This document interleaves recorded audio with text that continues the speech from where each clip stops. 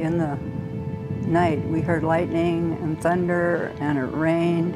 We got 0.8 of an inch of rain in the night, and we have no idea how much snow. It came with such a wind that, and it was so wet and cold, the visibility was 0. Right in this area was probably some of the biggest loss. Hugh went out. He went with the tractor up to the butte, and I thought, well, he's going to check all the pastures to the south and so on. And they came back after dark, and I said, well, what did you find? And he said, we didn't get any further than the butte. The Friday morning, it was starting to snow and wind was coming up. We worked with some of the groups of cattle and got them in protection and checked them out. By noon, it was tough enough so you best not go out anymore. So we didn't get to some of the cattle.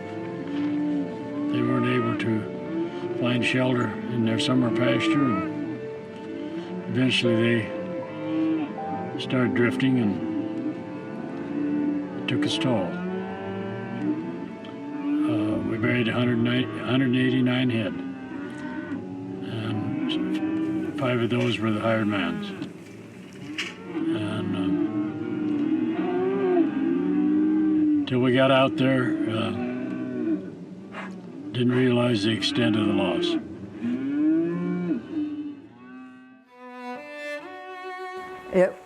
It was really hard on Hugh because those are not just cows out in the pasture, they're cattle that he's raised and watched all their progress on their calves and kept the best for all the years that I've been here. So it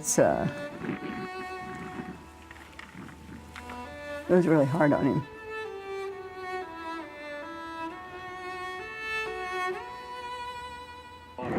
The side draws off the main draws is what caught them, because they were perpendicular to the way they were traveling. One bunch stood against the fence, and they were waiting for me.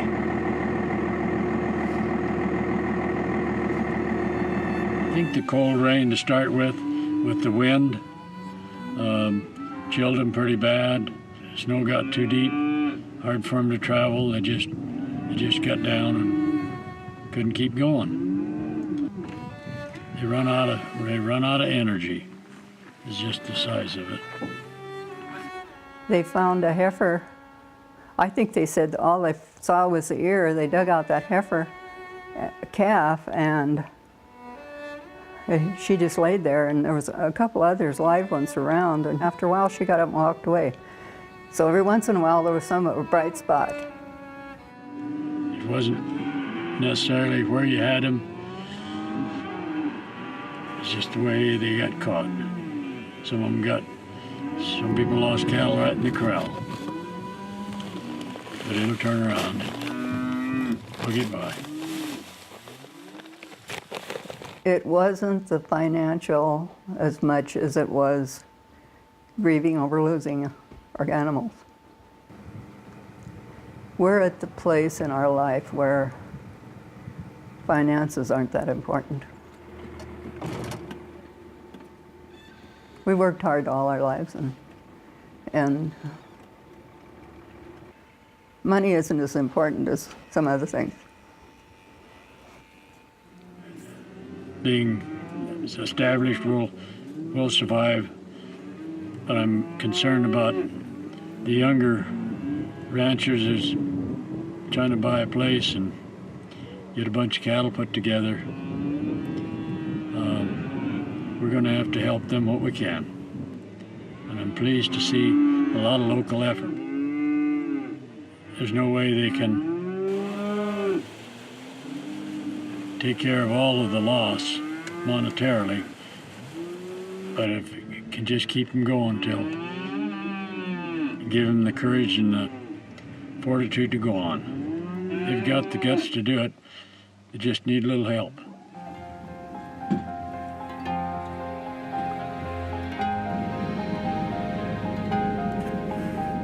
The boy from Marshall, Minnesota said, "I can't believe you people."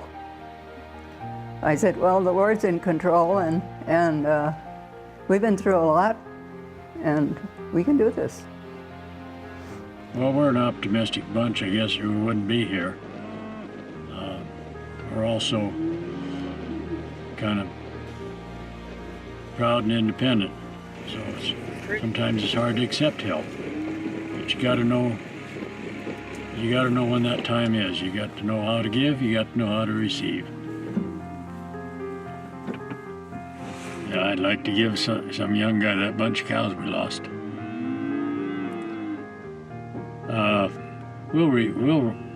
We'll grow back. We may not grow back to where we were, but I think the genetics are deep enough that we can build back and keep on going.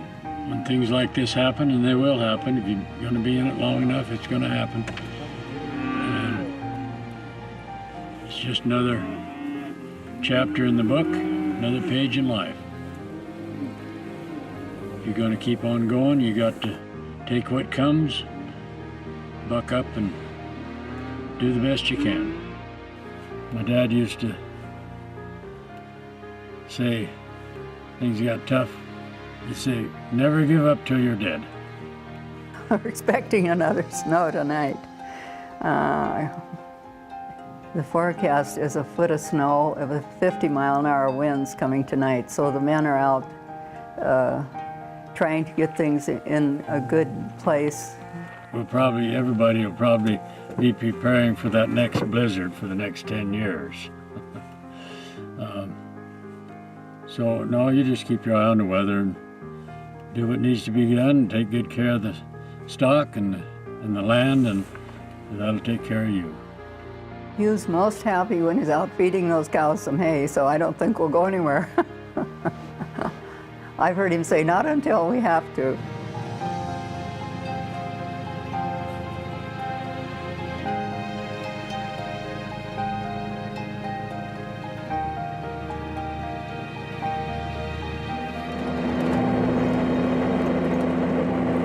You know the sound of this pickup. I come down here to feed him the other day with a different pickup. He wouldn't even look at me.